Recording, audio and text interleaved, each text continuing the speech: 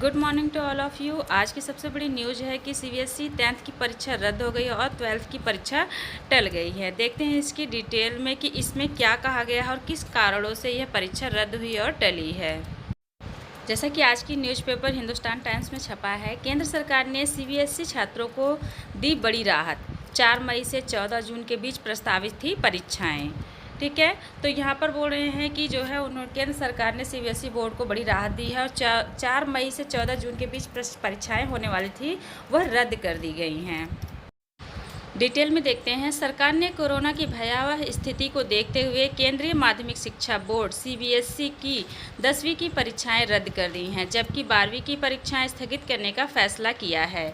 पूर्व में तय कार्यक्रम के अनुसार बोर्ड परीक्षाएं 4 मई से 14 जून के बीच होनी थी। प्रधानमंत्री नरेंद्र मोदी के नेतृत्व में बुधवार को हुई उच्च स्तरीय बैठक में यह फैसला लिया गया। बैठक में केंद्रीय शिक्षा मंत्री रमेश पोखरियाल और निशंक शिक्षा सचिव समेत तमाम बड़े अफसर शामिल रहे। प्रधानमंत्री ने जोर दिया कि छात्रों का स्वास्थ्य शीर्ष प्राथमिकता होनी चाहिए। सरकार सुनिश्चित करेगी कि शिक्षा सत्र का भी नुकसान ना हो।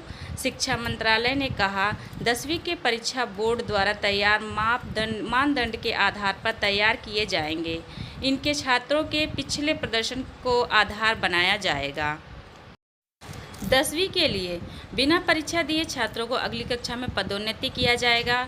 अफसरों के मुताबिक सभी छात्रों को 10वीं का अंक पत्र भी दिया जाएगा। अंक पत्र आंतरिक मूल्यांकन के आधार पर जारी किया जाएगा। सीबीएसई के विशेषज्ञ जल्द इसका फॉर्मूला तय कर जानकारी देंगे। अवसर में यहाँ दिया है कि 10वीं के छात्र अंक से संतुष्ट नहीं तो परीक्षा, अगर 10वीं के छात्र अंक से संतुष्ट नहीं होंगे तो वह परीक्षा दे सकते हैं। अगर कोई विद्यार्थी मूल्यांकन के तहत मिले अंकों से संतुष्ट नहीं होता है तो उसे परीक्षा में बैठने के लिए एक मौका दिया जाएगा। अफसरों के मुताबिक परीक्षा परिस्थितियाँ अनुकूल होने पर आयोजित की जाएंगी। वहीं 12वीं के लिए भी 4 जून से 14 जून तक आयोजित होने जा रही थी परीक्षा फिलहाल नहीं होगी। परीक्षा आगे कराई जाए या नहीं, इस पर सीबीएसई के अधिकारी 1 जून को चर्चा करने के बाद बड़ा फैसला देंगे। परीक्षा कराने से कम 15 दिन पहले सभी छात्र छात्राओं को इसकी जानकारी दी जाएगी। ठीक है, 12th की परीक्षा टल गई है तो आपको 15 दिन पहले इसकी जानकारी मिल जाएगी।